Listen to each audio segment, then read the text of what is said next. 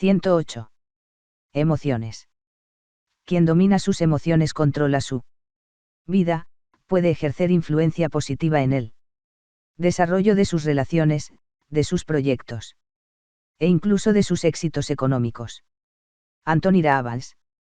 Una emoción es un estado afectivo que experimentamos, una reacción subjetiva al ambiente que viene acompañada de cambios orgánicos, fisiológicos y endocrinos, de origen innato, influidos por la experiencia. Las emociones tienen una función adaptativa de nuestro organismo a lo que nos rodea. Es un estado que sobreviene súbita y bruscamente, en forma de crisis más o menos violentas y más o menos pasajeras. En el ser humano la experiencia de una emoción generalmente involucra un conjunto de cogniciones, actitudes y creencias sobre el mundo, que utilizamos para valorar una situación concreta y, por tanto, influyen en el modo en el que se percibe dicha situación. Durante mucho tiempo las emociones han estado consideradas poco importantes y siempre se le ha dado más relevancia a la parte más racional del ser humano. Pero las emociones, al ser estados afectivos, indican estados internos personales, motivaciones, deseos, necesidades e incluso objetivos. De todas formas, es difícil saber a partir de la emoción cuál será la conducta futura del individuo, aunque nos puede ayudar a intuirla. Apenas tenemos unos meses de vida, adquirimos emociones básicas como el miedo, el enfado o la alegría. Algunos animales comparten con nosotros esas emociones tan básicas, que en los humanos se van haciendo más complejas gracias al lenguaje, porque usamos símbolos, signos y significados. Cada individuo experimenta una emoción de forma particular, dependiendo de sus experiencias anteriores, aprendizaje, carácter y de la situación concreta. Algunas de las reacciones fisiológicas y comportamentales que desencadenan las emociones son innatas, mientras que otras pueden adquirirse. Charles Darwin observó cómo los animales, especialmente en los primates, tenían un extenso repertorio de emociones, y que esta manera de expresar las emociones tenía una función social, pues colaboraban en la supervivencia de la especie. Tienen, por tanto, una función adaptativa. Existen 6 categorías básicas de emociones. Miedo, anticipación de una amenaza o peligro que produce ansiedad, incertidumbre, inseguridad. Sorpresa, sobresalto, asombro, desconcierto. Es muy transitoria. Puede dar una aproximación cognitiva para saber qué pasa. Aversión, disgusto, asco, solemos alejarnos del objeto que nos produce aversión. Ira, rabia, enojo, resentimiento, furia, irritabilidad. Alegría, diversión, euforia, gratificación, contentos, da una sensación de bienestar, de seguridad. Tristeza, pena, soledad, pesimismo. Si tenemos en cuenta esta finalidad adaptativa de las emociones, podríamos decir que tienen diferentes funciones. Miedo, tendemos hacia la protección. Sorpresa, ayuda a orientarnos frente a la nueva situación. Aversión, nos produce rechazo hacia aquello que tenemos delante. Ira, nos induce hacia la destrucción. Alegría, nos induce hacia la reproducción, deseamos reproducir aquel suceso que nos hace sentir bien. Tristeza, nos motiva hacia una nueva reintegración personal. Los humanos tenemos 42 músculos diferentes en la cara. Dependiendo de cómo los movemos expresamos unas determinadas emociones u otras. Hay sonrisas diferentes, que expresan diferentes grados de alegrías.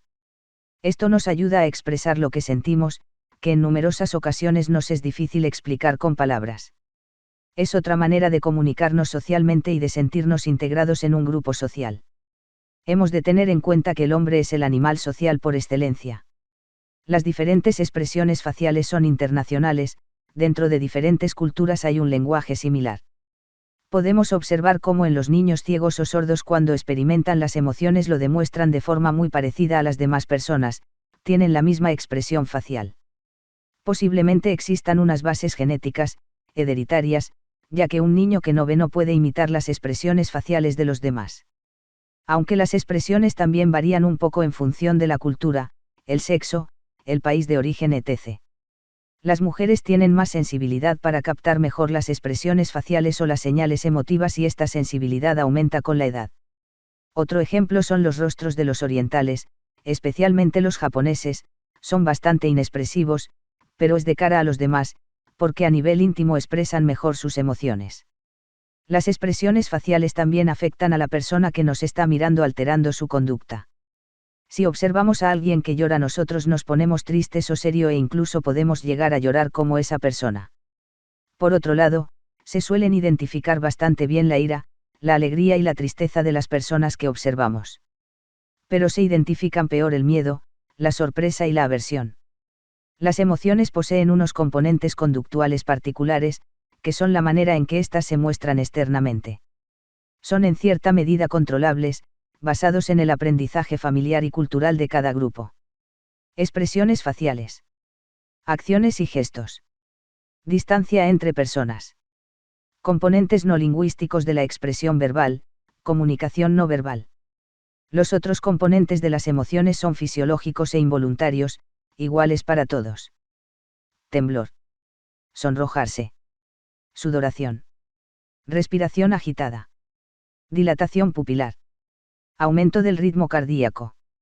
Estos componentes son los que están en la base del polígrafo o del detector de mentiras. Se supone que cuando una persona miente siente o no puede controlar sus cambios fisiológicos, aunque hay personas que con entrenamiento sí pueden llegar a controlarlo.